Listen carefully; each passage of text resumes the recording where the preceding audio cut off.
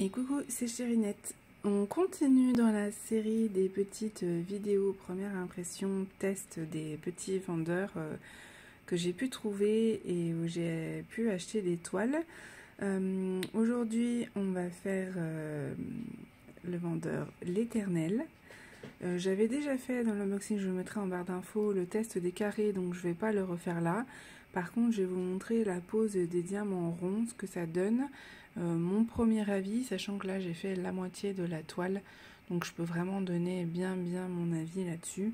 C'est une toile, donc c'est la déesse égyptienne, c'est une toile que je comptais faire ce mois-ci, donc il faut vite que je la finisse parce qu'on est déjà le 12 septembre quand je filme.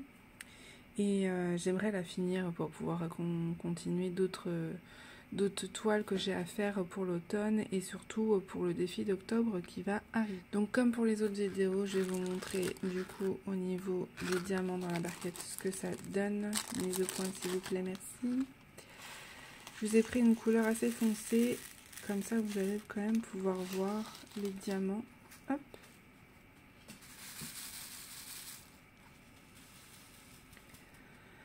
Voilà ce que ça donne pour les diamants. Ça ressemble beaucoup, je pense que je l'aurais mis avant, aux diamants de Pensumway.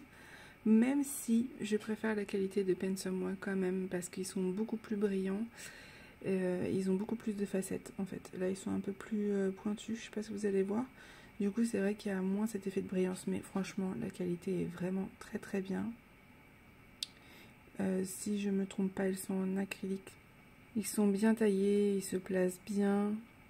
Donc franchement, j'en suis très contente pour ça. Et donc au niveau de la pose, voilà ce que ça donne. Là, cette fois-ci, je peux vraiment vous montrer une grande partie parce que j'ai fait, comme je vous ai dit, j'ai fait la moitié.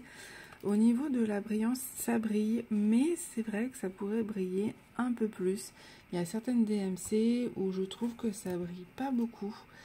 Surtout au niveau du rouge, au niveau de certains tons de violet.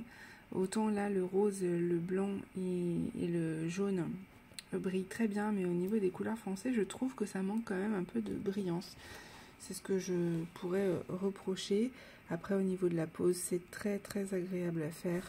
Les diamants sont bien taillés. Ils sont très agréables à poser. Je prends vraiment plaisir à la faire. Je vais pas forcément vous parler vraiment du rendu de la toile aujourd'hui parce que c'est pas le but, je vous ferai une vraie revue quand je l'aurai fini, mais là c'est vraiment pour vous montrer la pose. Bon, toujours des petits poils hein, quand on a des animaux. Je la nettoierai avant de l'encoller, mais voilà, vous voyez, la pose est vraiment nickel.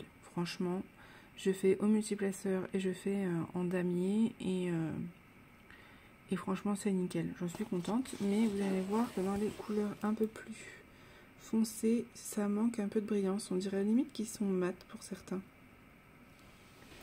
Au niveau du rouge, ça brille beaucoup moins. Bon, par contre, hein, je crois que mon chat s'est dit tiens, je vais venir dessus, ça va être pas mal. Là, au niveau du violet foncé, c'est pareil, je trouve que ça brille moins. Bon, pour les poils, hein, je vous montrerai, je ferai la technique que j'ai vue sur une des vidéos, je crois, c'est la vidéo de Lorraine, si je me trompe pas, qui passe un coup de brosse à dents et les poils partent, puisque avec son chien c'est pareil. Quand on a des animaux, en général avec des diamants ronds comme ça, les petits poils, les petites peluches se mettent entre les diamants, donc il faut toujours nettoyer avant. C'est tout pour cette petite vidéo, j'espère que ça vous aura aidé et je vous dis à bientôt.